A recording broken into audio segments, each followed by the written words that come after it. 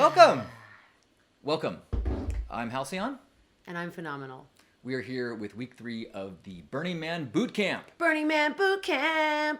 We're going to assume that you've read the survival guide. We're going to assume that you have some inclination of what you're doing, what's going on, what you need. We're not going to tell you that you need to bring a dust mask and water. We are going to try to give some of the information that will take you from, whoa, what's going on here, to, I think I know what's going on here. Important thing about this title, How to Be a Good Burner. There's no right way to burn. In fact, it is a common thing in social media when people start to gripe or whine or say, look what they're doing. It's like, hey, whoa, don't tell people how to burn. Number 1 on our list of etiquettes that we want to share is recognizing that Burning Man has already begun. You need to treat the process as if you are already in Burning Man mode, which means the drive there, the packing, everything that could be frustrating about what we're going through right now. Let that be part of your adventure. Don't wait until you get past the gate to be that open-hearted, patient, and present person that you are at Burning Man. Practice being that person now. Wait, who's patient at Burning Man? Sometimes it rains and they shut down the entire line. You have to be prepared for things to happen that are unexpected and just go with the flow. Don't get your panties in a bunch about things, because does freaking out ever make it better? There's only one thing for certain. Nothing's certain. Number 2 is when you get on playa and you get settled, introduce yourself. Yeah, say hi to your neighbors. For example, I've burned 7 times, pretty much commando. If you guys are, that means going without pants. What that means at Burning Man is that you are just showing up. You're just going to figure out where you're going to camp. You're not a part of a camp. You're not a part of a group. You might not even be a part of a team of friends. You're just doing your thing. And so I've roughed it many, many times. And when you're doing that, you don't know who you're camped next to. There's tents, there's RVs, there's stuff. And I remember one year I was kind of like, I want to go meet these people in this cool bus. And so I went around and I felt weird, like I'm encroaching upon their camp, but I was like, hi. And they were like, hey, come on in, come on by. And I was like, wow, look at your cool shaded, carpeted hangout chill zone. And they're like, yeah, totally. And I'm like, we're right here. We're just some girls in some tents. And they're like, right on. And then we met the people in the RV across from them. And after we met these people, within 2 days, we said that we brought sheets to make shade, but that we had no idea how to do it. And one of the people in one of those RVs was like, you have sheets? I will make shade. And we created a shade between the bus, the school bus, and the RV. And everybody became our friends. They were like, you're welcome to chill in our lounge if you need to chill in the shade. Everybody was so cool. And I've had lots of experiences like that where I just said, hi, nice to meet you, introduced myself, said where I was from, said I'm not really a part of any particular camp. And people were like, awesome. By the end of the week, they're like, you can go in my tent if you need something because we know you're cool. It was like amazing. One of the 10 principles is communal effort.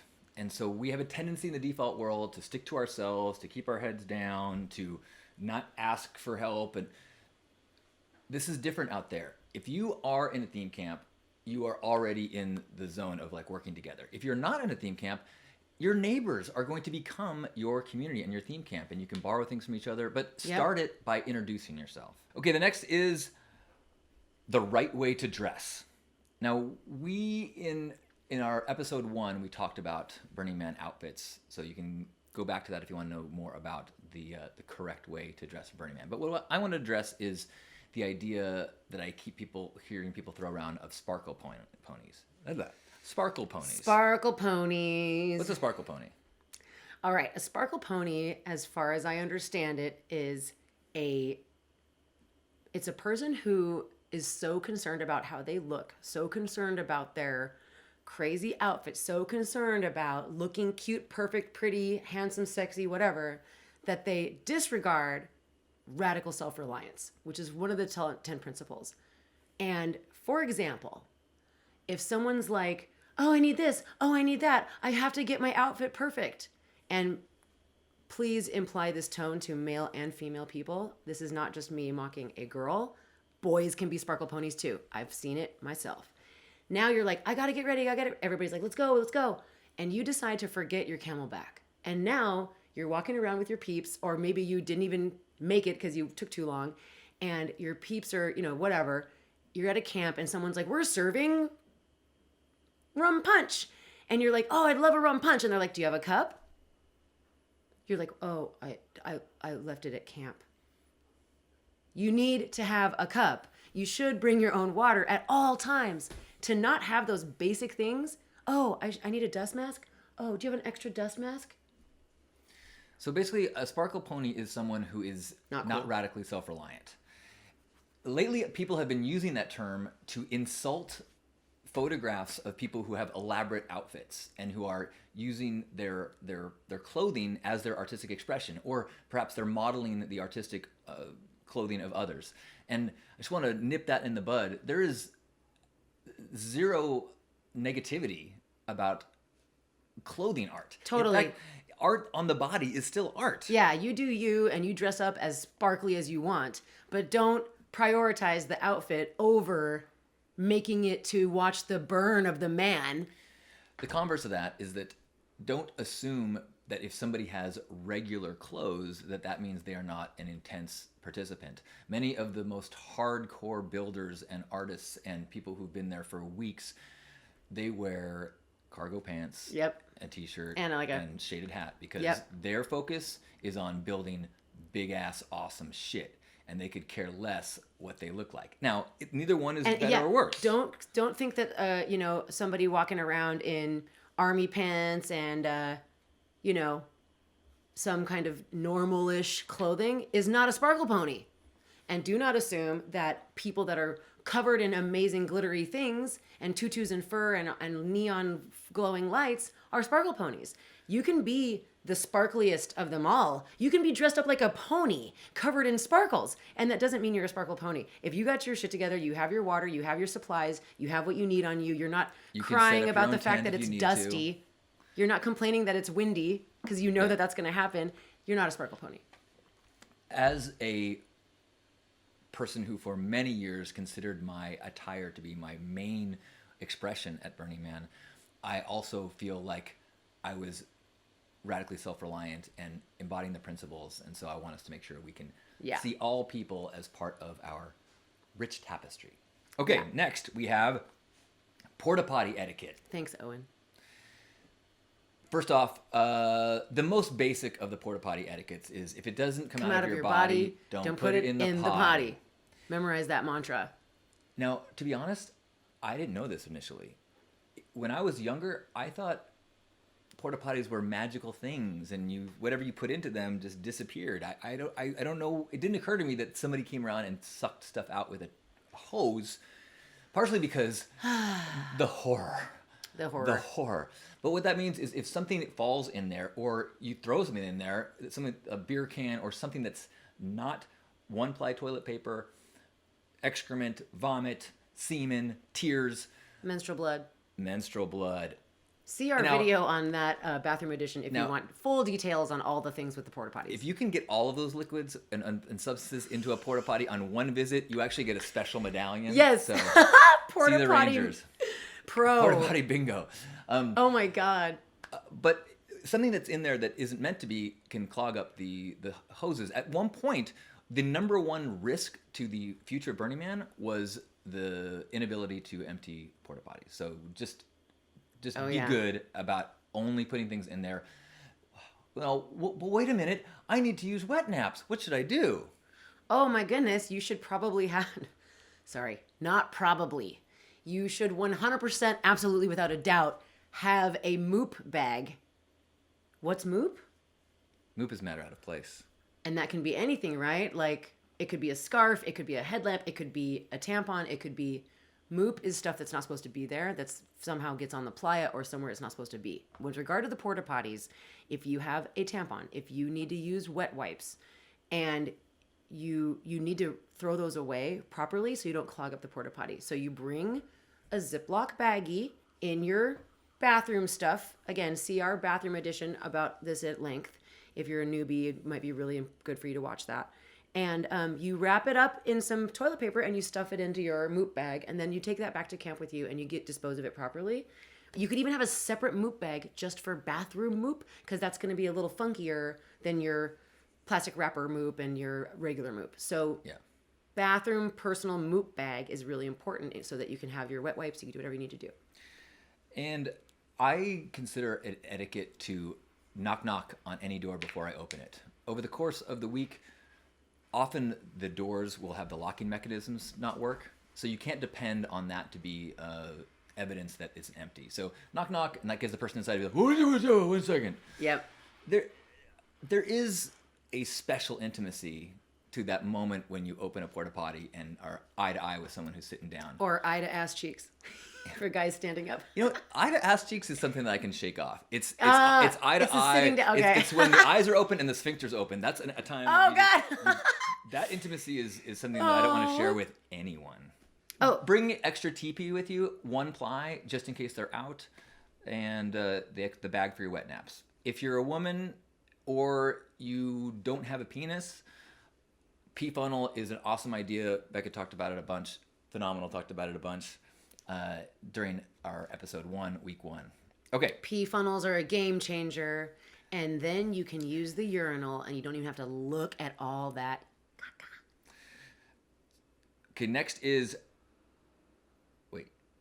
MOOP. So in addition to having you mentioned having a little bag that you bring to the porta-potty to put your wet naps in. Is that the end of your responsibility to remove MOOP? When I went to my first burn, I had a friend at the time who thought I was insane. He's like, I can't believe you're going to do it. I can't believe you're going to do it. When I get back, he says, what's the biggest thing that you got out of Burning Man? Crazy, wild, naked orgies? I said, the biggest thing I got out of Burning Man was realizing exactly how much trash one human being creates in a given day. Because all of a sudden, I had all my protein bars and my seaweed snacks and my whatever, and I probably was smoking and had tobacco and cigarette butts and different little micro MOOP, little piece of wrapper from a piece of gum. And suddenly I was like, what do I do with this? What do I do with this? Normally I put it into a trash can that I walk by, like out in the default world. Suddenly I was like needing to collect every little wrapper, every little piece of plastic, every little thing, every little feather that fell off of somebody else that I mooped off of the playa. And I was like, where do I put all this stuff?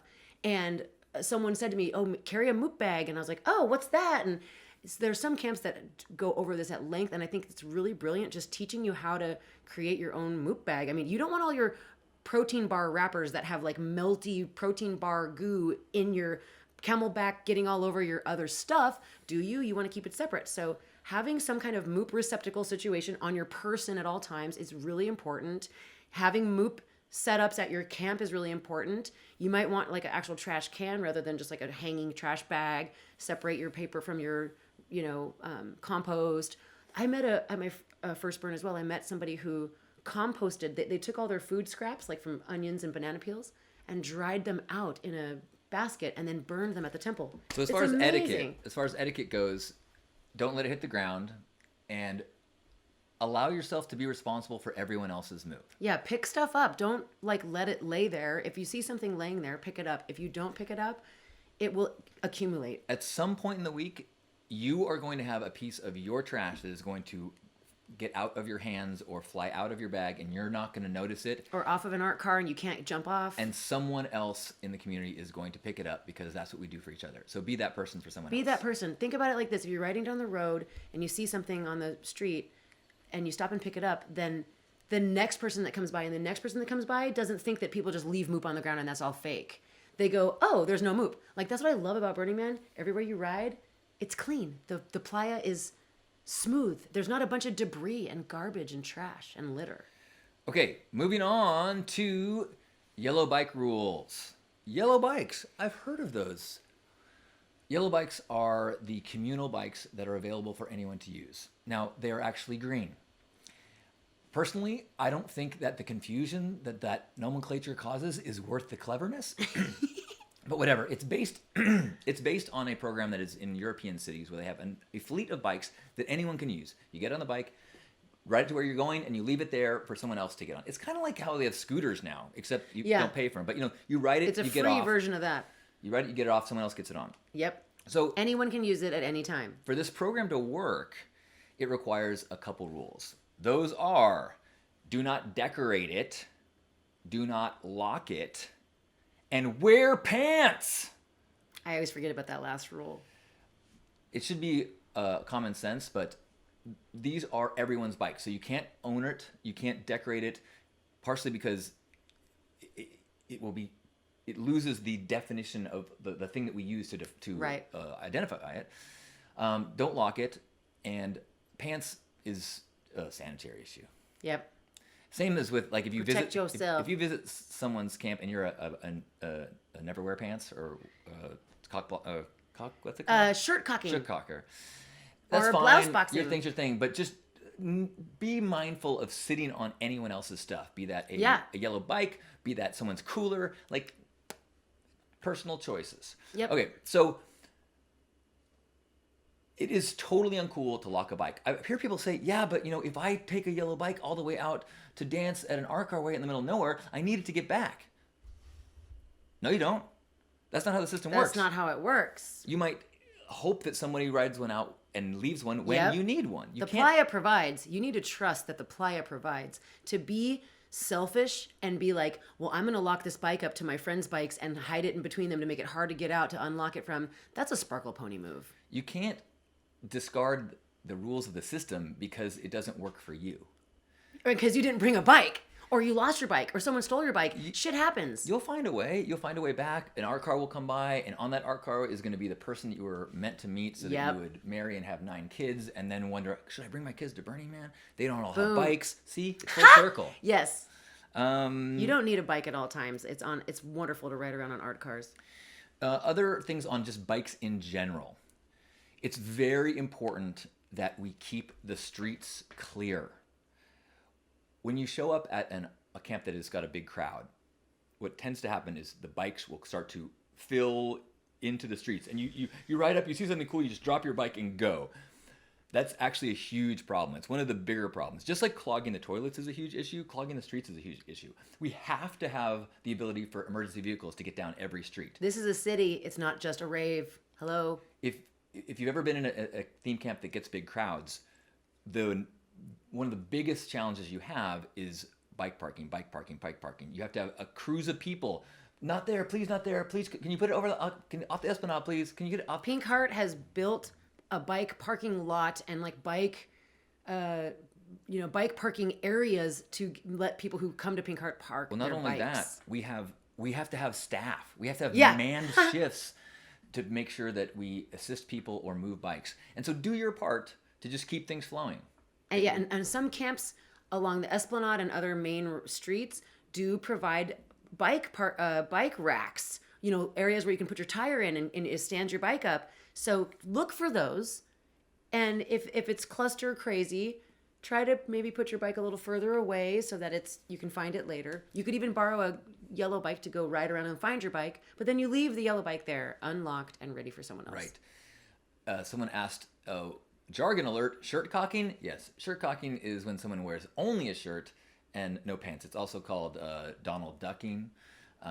It's, some people, it's too cold, you got to put a jacket on, but you still want your penis out. That's a shirt cocker. One year I ran around in a strap-on, so that was my shirt cocking day. Other things on bikes. In a crowd of bikes, if you think yours was stolen or you can't find yours, do not borrow someone else's. Many bikes are stolen when someone just goes, oh, I can't find mine, I'm going to try another one. Don't do that. Come back the next day when the crowd is gone and your bike will probably be there when it's in the direction that you didn't think it was, and you'll find it. Or like, what if somebody, this happens a lot, you have to go to the bathroom really bad. Suddenly you have to pee so bad because you've waited until the last minute. The bathrooms are a little bit far away. And you're like, I'm just going to use this bike really quick to just ride over to the bathroom. And I'm going to bring the bike right back. And I will admit I've done that before. And I did bring the bike right. I'm sorry.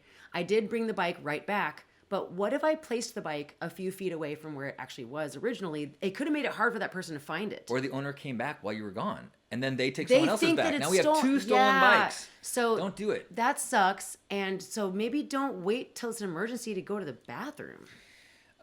Also, to combat that, lock your bike up. Yep. Or at least, pretend like you're going to lock it up so it'd be annoying if somebody tried to drive it away with your bike. You can wrap a chain thing or whatever, a bike lock cord through your tire and then around the body of the bike, very simply. That's and it. what it makes it so that the wheel can't move. And so if you just do that, your bike's locked to itself. Final thing on bikes: don't lock your bike to art. Bike art is just because it's stable does not mean you can lock it to it.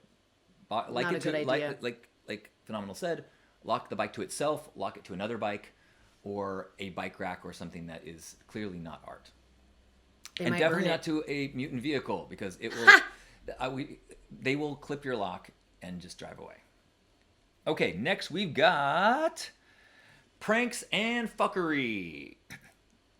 Burning Man is it's a home for snark and teasing and silliness and heckling. It welcomes vulgarity. And it's kind of like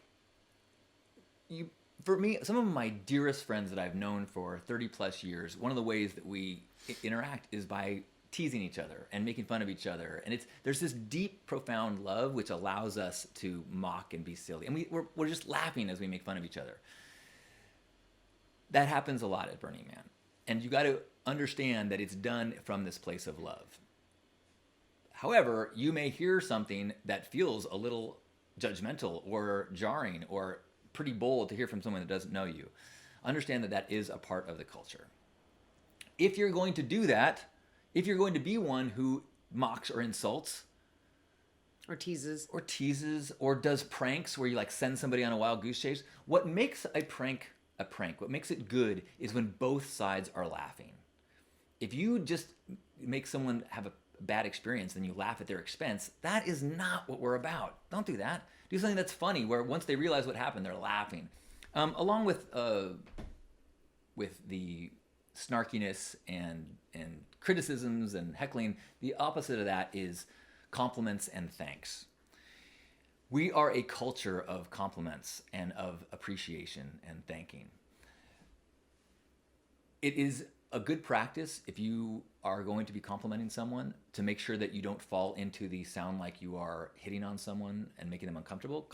Unless you are hitting on them. Compliment them on a choice that they've made as opposed to something natural born. So you say, nice boots instead of nice boobs. Nice boots is never going to make someone feel uncomfortable. Nice boobs might. Might. Now, it might be different. Woman to woman, that might be a little different. You would be happy calling someone nice boobs. My first burn, I ran around topless because I had never gotten to live without a shirt in the outdoors since I was like 9 years old. And when I was freeing the nipple, I was so happy. And several people gave me very genuine, loving compliments. And they said, I just want to let you know you have really beautiful breasts. And I was like, thanks. And it wasn't weird. They weren't like, hubba, hubba. They just said it to me like, I got to tell you this. But it wasn't expecting. It wasn't like, can I touch them? And it ended up resulting in like, let's have boob hugs and all these fun things. And some of the people were men, some of the people were women. But they were very respectful about it.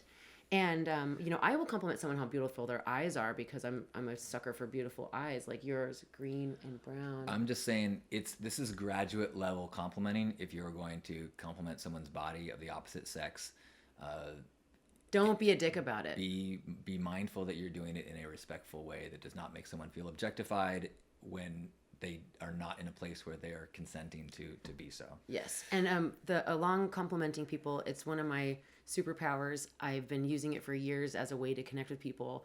And it's so fun. Rather than being like quiet and to yourself or whatever, you can just talk to people and be like, wow, did you make this outfit? Holy cow. Or look at that backpack. Oh, that's also a camelback.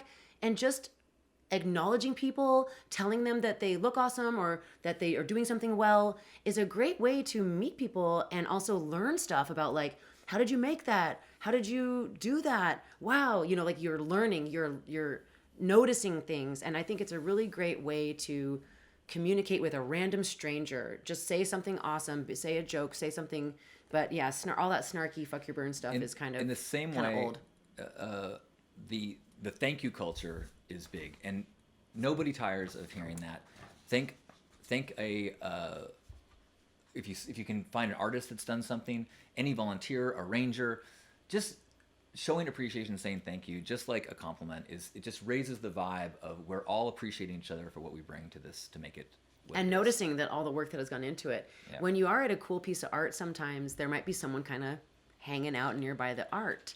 And you're like, wow, wow. And they're kind of just observing. And then you say, do you know anything about this? And they're like, yeah, I made this art. And then you're like, you made this? So sometimes the artist is there and you can hug them and tell them how awesome it is.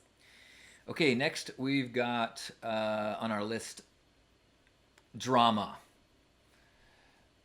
Important to be a good burner. Don't let your personal drama negatively affect your campmates or people around you. This is a precious time in the desert. Yes, things are going to kick up. Yes, you're going to be faced with your stuff. But Relationships are hard. but They're harder at the burn. Sometimes they're more fun, but they're still hard. We're going to have a whole separate episode. We're going to be talking about relationship challenges and relationship tips for the playa. We realize there's definitely enough to say about relationships that can be its own bonus episode. It's going to be outside of the 4 weeks, so make sure you're on the list.hugnation.com to get all of them. Even as this episode has been going, I'm finding more and more things that I want to talk about that annoy me. I mean, that we're going to talk about as far as issues that will help you maintain your relationship. Love you. But the essence is show restraint, keep it quiet, keep it out of people's business. If at all possible, recognize that you're going through tough things, and don't let your repeating patterns just cycle into the Burning Man and cause other people to have to deal with it. If you're going to actually have catharsis and move through stuff, awesome. Ask for help, communicate, get some help, but don't just run around bickering about everything and make everything that is not fun for you everybody else's problem. Next on the list is media etiquette. So, first of all, there are some official rules about media. The survival guide, which I am rereading because I try to read it every year, it said something about if you plan on producing, if you're planning on showing photos from Burning Man, writing a blog, doing an article, showing videos, if you're planning on producing or publishing any of the stuff that you collect there, as in on your blog, on your website, whatever, you need to register as a official media person. You get a little badge, and then you can run around with your camera and be like, hey, can I videotape you guys having this conversation for my documentary? But you don't just do that and publish it without the permission to do so. Right. But even if you are not a professional or even a avid amateur, or you don't have a blog, you're just doing this for social media, there's still some important things to remember about etiquette. For example, consent. I am of the mind that you don't need to get consent before you take a photograph. For example, you see people dancing at sunset and they start to kiss as the sun's going down. If you want to take their picture and then afterwards say, hey, I took this shot, is there a way I could get this, send this to you afterwards, or is that okay? And they might go, how dare you? And you go, okay, I'll delete it right now. But I personally don't think it's necessary to, but hey, while you guys are kissing, can I stop Right. here a moment to see if I can take your picture? That makes a lot of sense. I wouldn't want to be stopped dancing to get my picture taken, but I would love, once the song ended, for someone to say, I got a rad shot of you. Right. Can I email it to you? Do you have a card? And if you're a photographer, highly recommend getting a card with your email address. Give it to people. I follow up with everybody who gives me a card and says, hey, love to see the shot you took. It's amazing how That's people how don't you send got it. all those killer pictures. It's amazing how people don't reply, though. I'm like, I thought that was the deal. Yeah, you're like, I thought that you were going to give me the picture that you took. Yeah. But you would, if you say there's, something in front of you that you find spectacular and you want to take a picture of it. Like I've taken pictures of art and there's like people on the art, stuff like that. Now, these are not photos I'm going to publish or share. They're just for me. So whoever's there, it's just my photos of Burning Man. But I once saw this beautiful Ouroboros. There was a woman just sitting on it by herself. I was like, that's fantastic. I want to take a picture of that. Wait, there's a person sitting on it by herself. I went up to her and said, would it be okay for me to take a picture of you sitting on this? And she's like, oh, I'll get off of it. And I'm like, no, you make the picture extra awesome because you're sitting on the art. And she's like, sure. She posed. We had a beautiful moment. She ended up gifting me a necklace or something. It was a beautiful little moment just by asking for her consent to take the photo. You bring a great point, which is that immediacy always trumps media. I'm going to say that again. Immediacy trumps media. If someone wants to take a picture and they ask you to get off a piece of art, fuck that. Your experience at Burning Man is way more important than their ability to capture whatever. I don't care how great a photographer they are, or what accolades they have. I don't care if it's for, the Union Tribune. If you want to take a picture of Burning Man, this is Burning Man. Me on this art right now. Yep. So if you want to come back later, do not get off of something or bend to the will of someone who is trying to capture it. If you are someone who makes videos about Burning Man, I want to make a plea to you. It is very tempting to get caught up in the pageantry and the spectacle and the beautiful bodies that are dancing on top of art sculptures. Awesome. Recognize that Burning Man is much more diverse than the highlight scenes that you may have had a client ask you to put in their marketing movies. Show all the beauty, and also mention the 10 principles. Yes. None of this would happen. None of the art, none of the community, none of the magic would happen without the 10 principles. If you make a movie about Burning Man and you don't mention the 10 principles, it's like having your parents over to meet your girlfriend, but then not letting your girlfriend speak. She looks nice, but there's a lot more to her than that. Shh. It looks like a party if you don't realize that you have to pick up your own trash. Yes. Going back a step or two, Jack pointed out, as far as when we talk about drama, if you're having a legitimate crisis or a psychedelic issue or real mental health issues, there is an organization called Zendo. Ask your way to find Zendo, or ask for a ranger who will point you in the direction you need to go. Yes, there's rangers, there's emergency medical staff like EMTs at all times, there's law enforcement. If you're having serious problem that you need help, if someone's losing it and trying to assault you, there's certain things where there's people who do that. We're talking about if you're having an argument with your partner. You never wash the dishes. This is just like at home. I'm always doing the dishes, and you never wash the dishes. And here, don't bring that to Burning Man. You'll see some cool sculpture, and everyone there will be taking a picture. I guarantee there are going to be 10 photographers more talented than you that are going to take a picture of that piece of art. With a way better camera. So just enjoy it. If you want to take a quick snap of this cool moment happened, just whip out your camera snap, or whip out just a really quick thing, but don't compose a picture and think you're going to be this is so beautiful, therefore my picture is going to be so awesome. Just find somebody else's better picture of the art and focus on just little things that are going to remind you. Or better yet, you don't even have to take a picture. You could write it down. Journaling? Yeah. So I wanted to share something about this because I never keep my phone with me. I don't want to ruin my phone. I'm often afraid of damaging things. So I used to carry around a digital camera. I found one. I'm going to bring that out this year. I love pictures, but here's the deal. You don't need to have pictures of every single thing. You know how there's some people where they're like, oh, this is a really amazing moment. Let's take a picture together. And then everyone's like, but my camera too, and my camera too, and my camera too. And now you got one person taking 6 pictures with 6 phones. It takes all this time. Suddenly it's all about the freaking photographs of the event and not the actual experience of the event. What I love to do is bring a journal with me. Not everybody's into journaling, but just grab a notebook and pen, put it in your camelback, put it in your tent. And at the end of the day, or maybe every couple of days, make little notes of cool stuff that happened and write down awesome things that happened, or you went to this art piece and you had this amazing kiss with this, hot couple from South Africa, whatever. And then when you read the notes later, you'll remember it. You don't have to have a picture of every single little thing. And if you do feel like you need to have a picture of every single thing, schedule a photo safari day or days or chunks of time where you have a set amount of time where you're in capture mode. And then for the rest of the time, be present. Allow the experiences to happen. Allow yourself to have the immediacy. If you are, every time you think this is cool, you're like, I want to remember this for later and take a picture of it.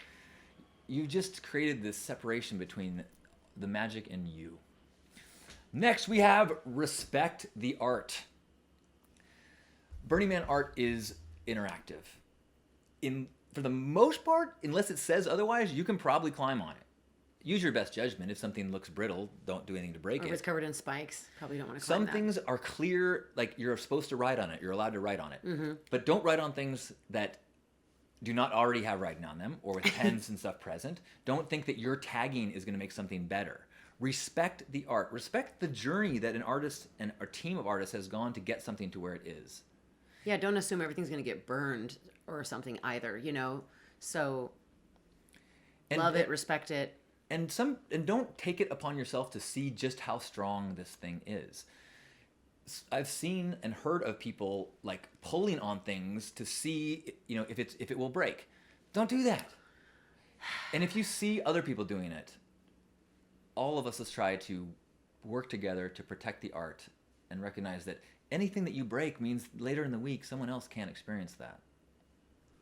Next, a little bit on theme camps. This is a deep topic, but the aspect that I want to talk about as far as theme camps and etiquette, I just want to talk about the attitude. A theme camp is something where a bunch of people get together, they pool their resources, their energy, so that they can collectively gift in a more dramatic and profound way to Black Rock City and the world. It is not a place where you pay money to get a meal plan. It's not a place where you outsource your radical self-reliance and pay somebody to do stuff for you. No, it is so, because like when you go to a birthday party and you go, hey, I got you an action figure, or you get 10 people together, hey, let's get them the Star Wars Hoth playset. It's way too much a gift for one person to give them, but as a group, you could. I always kind of wanted the Hoth playset, but not enough people came to my birthday party. It's another time. Okay. So don't have an idea of like when's dinner going to be ready? Like, sounds like a Sparkle Pony thing to say. If you are concerned about food, visit the kitchen of your camp and say, hey, is there anything I can do? Anyone need me to pick up things or peel things or chop things? How can I help get dinner ready faster? Exactly. It's a do-ocracy.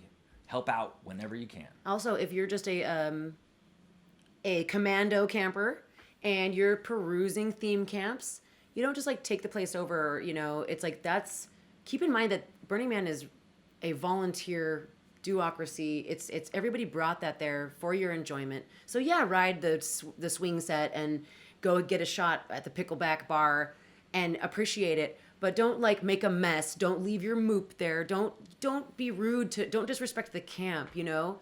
Appreciate what these people have done and how hard they work to bring this theme camp to you. Right. And you want to talk about the exclusivity BS? Yeah, just in general,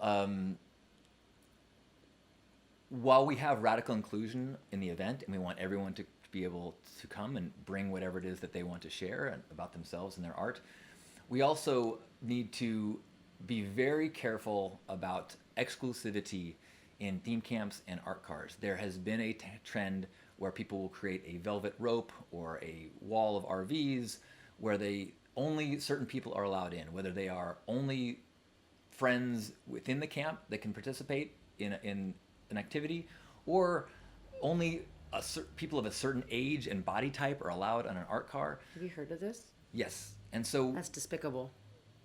It's okay for a group to say, like, you've had experiences on Burn Night where, hey, on Burn Night, this is our art car, and tonight it's just people who help build the car. They're going to be up on this tonight. Yeah, I wanted to climb up to I saw I was trying to get up high where I could see the man burn, and I went around to some art cars, and I was like, can I get on this art car, like the school bus, and go get on the roof with you? And they were like, are you part of camp such and such? And I was like, no. They're like, sorry, it's Burn Night. Any other time, you're welcome. You're totally welcome to come ride on this art car with us.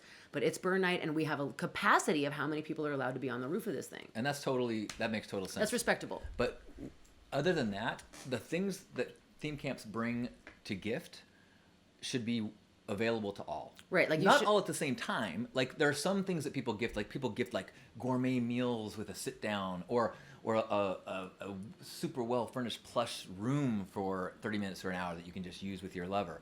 Obviously, not everyone can use it at the same time, but it can't just be available only to beautiful people or something like that. Right, or I've heard of these camps where it's like you're not even allowed to go dance on the dance floor, like the frontage area. It's one thing to have kind of a semi-blocked off private campground, and that's for our safety. You know, like I've been in a camp before that created kind of like a secure wall around it, and they wanted to make sure that they could keep police from policing their private space. I thought that was extremely impressive. I thought they did a great job. They had actual security guards on the nights of big sound shows because it was a sound camp. So, you know, you've got DJs coming through the back to perform, and this is the private campground. People stealing our stuff, you know, so we're all in the front. But the frontage, the stage, everyone was allowed to be there at all times to dance and have a good time. You should not be not allowing people. There should not be exclusivity of like you're not allowed to come dance in this dance floor. Very pointing out, in addition to the respect the art, is respect the street signs. Oh my God. There is a huge challenge as the event on Burn Night. People, I don't know where people Some thought this people would be think a this good is idea, funny. is to take street signs as souvenirs. And there's no amount of coolness of having that sign that is going to counteract the struggle that people will have getting home, that ambulances will have finding people. It's a real problem. It's totally disrespectful to the sign makers. These are all hand done, stuff. Don't take the signs. Cities don't work if you don't have street signs. And if you happen to have a camp that's near signs, it's a great idea to have some extra cardboard or something where you could make a replacement sign if need be. Right, I've seen that. Okay, we are getting close to the end here. You guys have been very attentive. Thank you. Next we have scheduling versus flowing. I keep seeing people writing online like, when do I see the set lists? How do I know when my favorite DJ is going to play and where are they going to play? And there's an answer to that. There is actually a service. The Rockstar Librarian makes a collection of the DJ times for, I don't know, thousands? a lot. Hundreds of camps. Hundreds of camps, maybe. I don't read it, but apparently a lot of people do this. So this is where you and I are going to come up from different sides of this. So there's no right way to be a burner. To me, when I hear people say, when are the set lists? And it's like, ugh. It's fine if there's a certain person that you love and you want to make an effort to go see your favorite performer. I highly recommend you trust the flow, wander around, listen to somebody else who says, I'm going to see my favorite DJ. I've never heard of them. Well, come with me. That's way better than you're not there to follow a schedule. You're there to stretch yourself and trust the magic. Right. Counterpoint. Now, I love to wander around and find things and just whimsically go by the seat of my pants. However, my third year, I discovered that a friend of mine who's a DJ said, "Oh, Rockstar Librarian." I said, "What is this?" The Rockstar Librarian is this fantastic woman who is a angel of music lovers, and she puts together this insanely detailed thing you can print out. And her amount of time and effort to do this, this is her gift. It's fantastic. And the Rockstar Librarian, I was saying you don't want to be the person who's looking at your schedule, but I like to kind of game plan certain days. And if I know I'm going to perform with fire, I wear different clothes. And if I'm not going to perform with fire, things like that. So I do kind of have a loose plan of what I want to do. And the Rockstar Librarian, she needs people to submit to her the sets, even art car sets. So it's like Charlie the Unicorn at midnight has so-and-so. And I'm just saying, I have found it to be fantastic because I go to a camp that has some music I want to hear because I love dancing. And then when the music I want to hear is over, I stay and hang out. I wander around.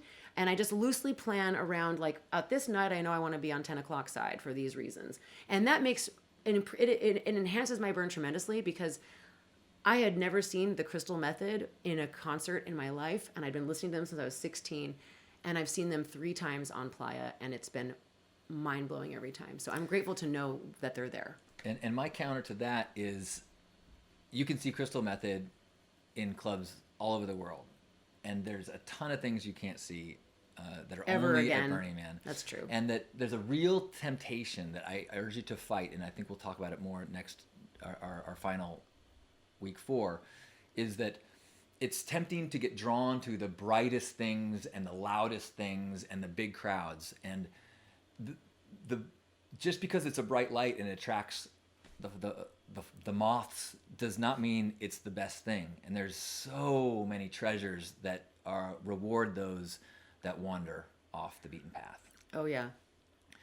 If you're running around listening to music the entire time, you're going to miss the free massages camp where they do foot scrubs and shampoo your hair and give you free massages. And I have a friend who said, "Oh, I've gotten a massage every day." And I was like, "What?" And I'm not even paying attention to what's happening on J Street. Yes. The What, Where, When is another Rockstar Librarian of everything that's happening at Burning Man. So you can look through that and find all kinds of amazing workshops and activities to go do. Music is not in that.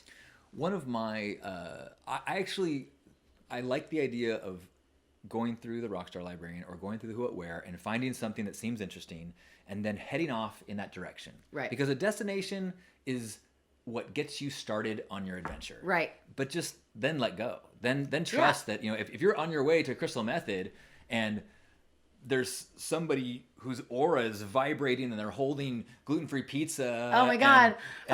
And they're your dream come true. Don't be like, oh man, I love Crystal Method so much. No. Let your intuition pull you out of your GPS coordinates. Yes, just go that direction. You'll eventually get there. Okay.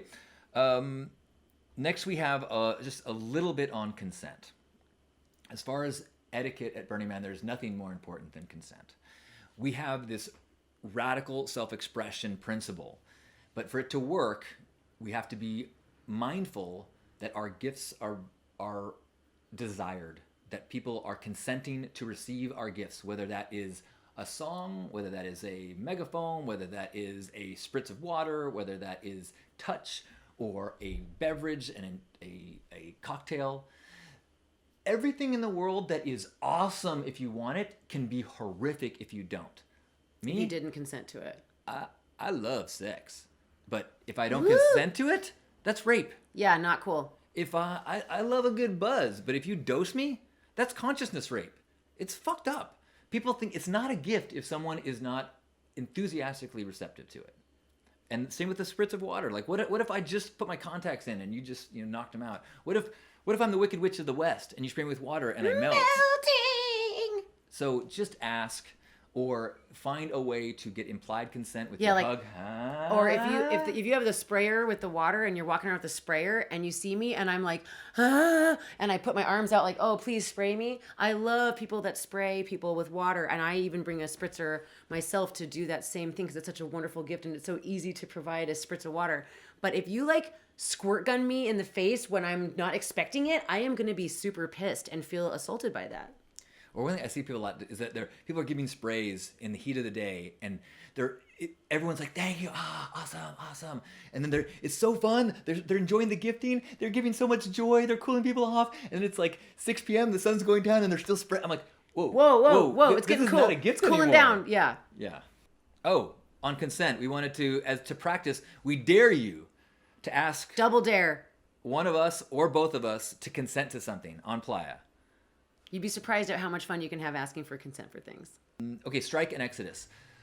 Just on the etiquette of strike, your camp at the end of the week is going to have to disassemble all the stuff that you set up or that someone else set up. And at that point, it's going to be covered in playa dust. And at that point, your hands are going to be dry and you're going to have injuries and you're going to be tired and your serotonin is going to be depleted. And you're going to think, I can't do this. But somebody has to. So you got to step up and help your campmates and strike. That's it. Bring your gloves. Don't be a sparkle pony. Then you're like, I needed gloves. Have gloves, hydrate, take time if you need to, but don't go, I gotta, look, I have to get to Reno. I can't be here any longer. Well, until your duties are done, you gotta stay. Or you gotta, let me tell you now, you got to chill out at the end of the week, so you still got some juice, still got some gas, so you can run your engine at the last day to break down. At Pink Heart, we have a mandatory everyone helps strike on Sunday morning after the burn. So we tell people all year long that if you join this camp, you better get some sleep on burn night because you're going to be up at 8 o'clock breaking down before it gets too hot. Whatever your camp or whatever your group's arrangement is, just know that it includes you. Help each other out. And the final thing in this experience of etiquette is that of exodus, when you have to go home. It's tough. And it can be a long wait, long amount of time sitting in your car, and you're tired, and you're inching your way to get onto that main road to continue your long drive home. And you need to remember that you all just went through this together. You all are tired. You all got cracked fingernails. You're all potentially running low on food and water. Sometimes you have way too much stuff, but you're all in this together. Don't lose your attitude. Stay in the gifting energy. Stay within the positive vibe. Yeah, you have spent so much time and money and effort to get to this part of you that you get to at Burning Man. You've cracked through your barriers. You have cracked open your heart. You have expressed yourself radically. You've piqued the divine in you. Don't throw it away just because you want to get onto the road quicker. It's an investment. Everyone gets a chance to go. So you don't need to change lanes and stuff. You're not going to get out any faster. Everybody gets a chance to go. And what happened after I realized to just shut the engine off, you know, I'm in my car and I was like, okay, reading something or whatever, writing in my journal about my amazing experiences. And suddenly people were getting out of their vehicles and passing around frozen strawberries and passing around like extra food, and people that had extra food were like, want this, want that, and it was like a spontaneous potluck. And I was like, wow, this is so cool. We're all like, let's just nourish each other, take care of each other. I was getting things wet and wrapping them on people's heads and giving people wet hugs, and it was just. And this is the fundamental lesson of the burn. That's what it's about. It's why we said, you know, at the beginning, like, your Burning Man has already begun. Because when you surrender and you let go of the way you think it's supposed to be, then the way things happen can be amazing. Yeah. Let it be, let it be. So there is no right way to burn. This list of how to be a good burner is ridiculous. The way that you burn is perfect. What you bring is perfect. Just follow the principles. Read the survival guide. Follow your heart. Use your intuition. Trust that you are there for a reason. And the you that you are going to express there might change and evolve as you go. And you might have some big struggles, and you might have some tough times, and it might not be the experience you thought it was going to be. Surrender. Yep. Trust that the playa provides. This is week 3 of 4, plus a bonus relationship video if we don't fight over when it's going to be recorded. Relationship survival guide. So get on list.hugnation.com to make sure you get them all sent to you. We will be heading to the playa in a little over a week. So wait, what? We are going to be at Pink Heart at 8:30 in Esplanade. After the burn, I'm going to be running a month-long decompression and integration group. If you have interest in that, let me know. It's going to be helping one another to stay in the headspace that we find ourselves in, the spirit space, and then taking that into the world, making this more than just a party and more of a platform for activism for our own lives in the world. I wanted to also say, in the idea of being a good burner, we share these things to help make our experiences better and to help guide other people's experience. It is not intended to be a weapon. Do not assault people that you see anything doing wrong. Do not punish people or shame people that you see them disobeying unless they're stealing the a right green way bike. to do it. But in general, say, hey, actually, even then, you can say, hey, actually, you know that those are communal bikes, and you can't lock them up because it messes with the whole system. Or you can do it how I do it and go, shame on you. Well, that's my point. Let's not do that. Let's start with the elevation with love and compassion and culturation. My way's snarky. There's no right way to burn. I think it's implied snark is allowed when you stole a green bike. So we will see you at home. We'll see you again in another week. Anything else we need to share? Oh, join us for the Pink Ride, starting at Pink Heart at noon on Thursday. On Playa, if you're there. And at 11 a.m. on Thursday, before the Pink Ride, I'm going to be leading a yoga moves for back, booty, and biking so that you can stretch out and get your stretch on before you ride bikes for a while, because you're probably going to be feeling it by then. Next week is going to be what to expect at Black Rock City. If you have been watching these videos and say, I can't believe you haven't talked about blank yet, or oh my gosh, why didn't you say this, or you're way off base with that, please let us know. We would love to incorporate whatever wisdom that you have acquired, because it's communal effort. Yep. And you're always going to learn something new. No matter how many times you've done Burning Man, you'll always learn ways to do it even better. It's an iterative process. You try again every year. Whether you are going in your heart or physically going to Burning Man, whether you've never been or 1,000 times, hopefully you haven't been 1,000 times. We love you. See you at home. See you at home.